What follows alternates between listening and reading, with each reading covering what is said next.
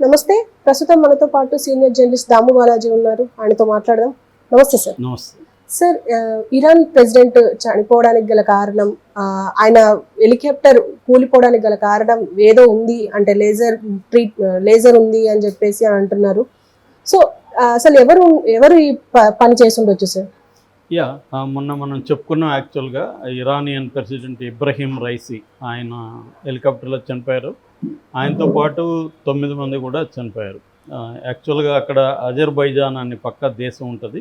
వాళ్ళిద్దరు కలిసి ఒక హైడ్రో ఎలక్ట్రికల్ ప్రాజెక్ట్ చేశారు. ఆ డ్యామ్ ఉంటుంది, ఆ డ్యామ్ దగ్గర హైడ్రో ఎలక్ట్రికల్ ప్రాజెక్టు అరసి రివర్ అంటారు. ఆ రివర్ మీద ఇది 3వ ప్రాజెక్టు కలిసి 2 దేశాలు. సో అది ఇనాగ్రేట్ చేసిన తర్వాత వాళ్ళు వెనక్కి బయలుదేరి వస్తున్నారు. మొత్తం 3 హెలికాప్టర్లు బయలుదేరాయి. మిగతా 2 హెలికాప్టర్లో వేరే మంత్రులు వాళ్ళు అధికారులు ఉన్నారు. దీంట్లో రైసీ ఉన్నాడు, తర్వాత ఫారిన్ మినిస్టర్ ఉన్నారు, అజర్బైజాన్ ప్రావిన్స్ అధికారులు కూడా ఉన్నారు. సో మధ్యలో వస్తుంటే ఆల్రెడీ ఆ ఏరియాలో ఆరెంజ్ అలర్ట్ ఉంది. మెటీరియలాజికల్ డిపార్ట్మెంట్ ఆరెంజ్ అలర్ట్ని ఇచ్చేసింది. ఎందుకంటే అంతకుముందే విపరీతంగా రెయిన్స్ పడడం, మంచు దట్టంగా ఉండడం అవన్నీ చేసింది. హెలికాప్టర్ నడిపే వాళ్ళు కూడా వెరీ వెరీ సీనియర్ క్రూనే. బట్ ఈ 2 మాత్రం సేఫ్గా వెళ్ళగలిగాయి. అయితే కొంత దూరం పోయినాక ఇది రావట్లేదని రెండింటికి అర్థమయ్యి వాళ్ళు వెనక్కి వచ్చి సెర్చ్ చేశారు. ఒక 2-3 గంటల పాటు సెర్చ్ చేసినారు, కానీ ఎక్కడ దొరకలేదు. సరే, తమకి ఇబ్బంది అయ్యే అవకాశం ఉంది ఆ వెదర్లో, అందుకని వాళ్ళు వచ్చేసారు బయటికి. దాని తర్వాత ఇంకా అన్మ్యాన్డ్ ఏరియల్ వెహికల్స్ అవన్నీ కూడా వెళ్ళాయి, మనుషులు కూడా వెళ్ళారు. బట్ ఏరియల్లో విత్ మెన్ వెళ్ళే పరిస్థితి లేదు అక్కడ. ఫైనల్గా అన్మ్యాన్డ్ ఏరియల్ వెహికల్ ఏదైతే ఉందో అది ఒక దగ్గర హీట్ జనరేట్ అవుతుంది అక్కడ అనేది పసిగట్టిందనమాట. దాంతో అక్కడే కూలిపోయిందని అర్థమైంది. ఫస్ట్ ఏమో హార్డ్ ల్యాండ్ అయింది అనుకున్నారు, కానీ అది కంప్లీట్గా బర్న్ అయిపోయింది. అక్కడ బాడీస్ కూడా ఎవరిది ఏం లేవు, కంప్లీట్గా బూడిదైపోయింది. సో ఇప్పుడు దీని తర్వాత ఇంకా నిఘా దాని మీద ఇన్వెస్టిగేటివ్ బృందాలు అయితే చేస్తున్న ఇరానియన్ బృందాలు. బట్ వాళ్ళు అఫీషియల్గా ఏమీ డిక్లేర్ చేయలేదు. అయితే ఇరాన్లోనే కొంతమంది రాజకీయ నాయకులు దీన్ని అమెరికా వల్లనే ఇది జరిగింది, ఎందుకంటే ఈ హెలికాప్టర్ ఏదైతే ఉందో ఇది బెల్ 212 అనమాట. దీని కంపెనీ పేరు బెల్ అనే ఒక సంస్థ టెక్సాస్ అమెరికాలో ఉంటుంది. వాళ్ళ దగ్గర వీళ్ళు కొన్నారు. ఇది 45 ఏళ్ళ హెలికాప్టర్, 45 ఏళ్ళు ముందు మ్యానుఫ్యాక్చర్ అయింది. వీళ్ళు 1979 ముందు కొన్నారు. ఎందుకంటే 1979లో ఇరాన్ రెవల్యూషన్ అంటారు అప్పుడు, అది వచ్చింది అల్ ఖమేనీ ఆధ్వర్యంలో, అయతుల్లా అల్ ఖమేనీ. సో అంతకుముందు కొన్నారు తప్ప అప్పటి నుంచి కూడా అమెరికా ఆంక్షలు విధించింది దీనికి సంబంధించి. అందువల్ల విడిభాగాలు కానీ దీని మెయింటెనెన్స్ సంబంధించి కానీ ఆ కంపెనీ ఇన్వాల్వ్మెంట్ లేదు. ఇంకా వీళ్ళకేమో అంత ఎఫిషియెంట్ కాదు. సో వీళ్ళేదో రివర్స్ ఇంజనీరింగ్లో ఏవో రకరకాల చేసుకుంటూ దాన్ని మెయింటైన్ చేసుకుంటూ వస్తున్నారు. సో అందువల్ల అమెరికా ఆంక్షల వల్లనే ఈ ప్రమాదం జరిగిందని ఒక ఆరోపణ. రెండవ ఆరోపణ ఏంటంటే ఇజ్రాయెల్ కూల్చేసిందని. గతంలో కూడా ఇజ్రాయెల్ ఏం చేసిందంటే ఇరానియన్ ఆటమిక్ సైంటిస్ట్ ఉన్నాడు, ఆటమిక్ సైన్స్ సంబంధించి మొహసీన్ ఫక్రీజాది, అతన్ని కూడా ఇజ్రాయెల్ వాళ్ళు చంపారు. అప్పుడు రోబోస్ను ఉపయోగించి చంపారు ఆయన్ని.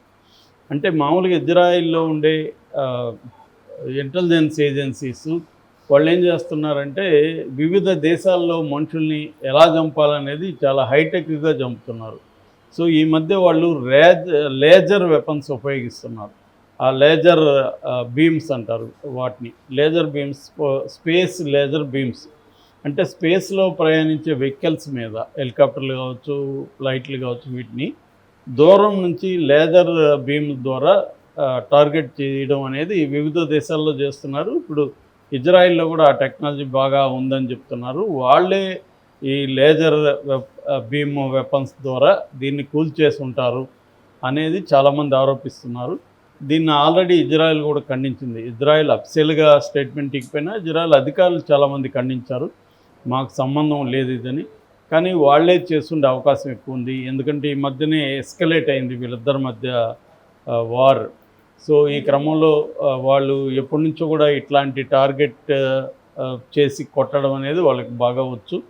సో వాళ్ళే చేస్తుంటారనేది ఒక ఇది.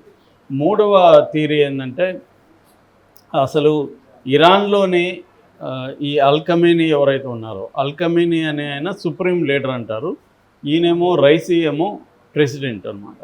సో అల్ ఖమేనీకి వారసుడుగానే ఈయన 2021లో ఇరాన్ ప్రెసిడెంట్ అయ్యాడు. అయితే ఇప్పుడు అల్ ఖమేనీకి 85, ఆయన చనిపోయిన తర్వాత సుప్రీం లీడర్ ఎవరు అవ్వాలి, రైసీ అవ్వాలా లేకపోతే ఖమేనీ కొడుకు ముజ్తబా, అతని పేరు ముజ్తబా అవ్వాలా అన్న ఒక గొడవ నడుస్తుంది. సో ఈ ముజ్తబానే చంపించుండొచ్చు అన్న థియరీ కూడా బయటకు ఎందుకంటే ఈ రైసీ ఉంటే తనకు కాంపిటేటర్గా ఉంటాడు, ఆల్రెడీ ప్రెసిడెంట్గా ఉంటాడు కాబట్టి ఆయనే సుప్రీం లీడర్ అవ్వచ్చు, కాబట్టి ఇతన్ని చంపించేస్తే మనం అవుతాం అనుకొని ఈ ముజ్తబా చంపించాడనేది కూడా ఒక థియరీ ఉంది. ఏదేమైనా ఈ చనిపోయిన తర్వాత పీపుల్ రియాక్షన్కి సంబంధించి చూస్తే ప్రజల్లో మిక్స్డ్గా ఉన్నాయి. ఈ చనిపోతాడానికి ముందే హెలికాప్టర్ ప్రమాదం అన్నప్పుడే దాదాపు 16 గంటల పాటు న్యూస్ రాలేదు బయటికి, అంటే చనిపోయాడో లేదు తెలియదు. అప్పటి వరకు దేశంలో చాలా చోట్ల ప్రేయర్ చేశారు, ఎందుకంటే అల్ ఖమేనీ కూడా పిలిపించాడు ప్రేయర్ చేయమని, ప్రేయర్ చేశారు. అయితే కొంతమంది చనిపోయిన న్యూస్ వచ్చిన తర్వాత అక్కడక్కడ స్వీట్లు పంచుకోవడం, డ్యాన్సులు వేయడం, టపాసులు కాల్చుకోవడం ఇవన్నీ కూడా చేశారు. సో దాని మీద కూడా పోలీసులు హెచ్చరిక జారీ చేశారు. ఎవరైనా ఈయన రైసీ చనిపోయిన దానికి ఆనందంగా ఉన్నారని కానీ పబ్లిక్గా కనిపిస్తే వాళ్ళ మీద కేసులు పెట్టి జైల్లో పెడతామని స్టేట్మెంట్ ఇచ్చారు. అసలు ఎందుకు ప్రజలు హ్యాపీగా ఉన్నారు కొంతమంది అంటే, ఈయన మెల్లమెల్లగా ఈ ఇబ్రహీం రైసీ యొక్క రక్త చరిత్ర బయటకు వచ్చింది. అదేంటంటే ముఖ్యంగా ఈయన డెత్ కమిటీ అని ఒక కమిటీ ఏర్పడింది ఇప్పుడు 1988లో. అప్పట్లో ఏంటంటే అక్కడ రాజకీయ పొలిటికల్ ఖైదీల్ని ఎన్మాస్గా చంపారు. అంటే ఏ స్థాయిలో అంటే ఒక్కొక్కరినే చంపాలంటే టైం పడుతుందని క్రేన్లకు ఒకేసారి 5 మందిని 6 మందిని ఎలాడదీసి చంపారు అనమాట. ఈ డెత్ వీళ్ళకి డెత్ పనిష్మెంట్ని పర్యవేక్షించడానికి 4 సభ్యులతో కమిటీ ఉంది. ఆ కమిటీలో రైసీ కూడా ఉన్నాడు. సో అప్పుడు 2500 నుంచి 30,000 మందిని చంపారు. ఎందుకంటే డేటా బయటికి రాలేదు ఎంతమందిని చంపారని. 1000 మంది అయితే 1000 మంది అంటున్నారు, 30,000 మంది వరకు ఉండొచ్చు. సో 30,000 మందిని కొన్ని రోజుల లోపలే అతి కిరాతకంగా వాళ్ళందరూ కూడా ఒక రాజకీయంగా వ్యతిరేకించే వాళ్ళు తప్ప ఇంకేమీ కాదు, వాళ్ళు ఏమీ వేరే నేరాలు చేసిన వాళ్ళు కూడా కాదు, వాళ్ళని అత్యంత దారుణంగా చంపిన డెత్ కమిటీలో తన మెంబరు. అట్లాగే 2022లో ఉమెన్ డ్రెస్ కోడ్ మీద ఉద్యమాలు జరిగాయి. ఉమెన్ ఖచ్చితంగా బుర్కా వేసుకోవాలి, హిజాబ్ ధరించాలని ఒక వీళ్ళది ఏంటంటే మతత్వ రాజ్యం 79 తర్వాత.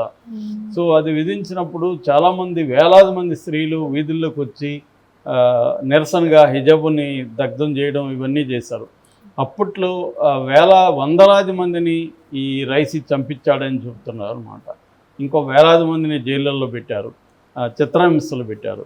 అట్లాగే విద్యార్థుల స్టూడెంట్ మూమెంట్ జరిగింది, గ్రీన్ మూమెంట్లో కూడా చంపారు. అట్లాగే 2017లో పొలిటికల్ అండర్స్ట్, అంటే కమ్యూనిస్టు పార్టీలు ఉన్నాయి అక్కడ, తర్వాత ప్రతిపక్ష పార్టీలు ఉన్నాయి, వాళ్ళు అండర్స్ట్ క్రియేట్ చేయడంతో అప్పుడు కూడా వేలాది మందిని ఈయన చంపించాడని, ఓవరాల్గా కొన్ని వేల మందిని అయితే ఈ రైసీ చంపించాడనేది ఆరోపణ.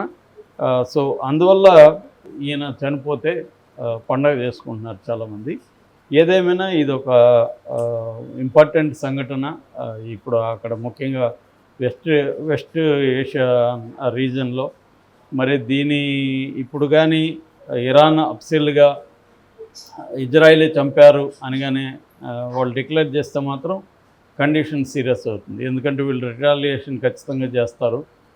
ఆల్రెడీ వీళ్ళని సపోర్ట్ చేసే హమస్ కానీ ముజ్బుల్లా ఇది కానీ ఇటువంటి హిజ్బుల్లా గ్రూప్స్ కానీ ఇలాంటి వాళ్ళు కూడా దీని మీద రియాక్ట్ అవుతున్నారు.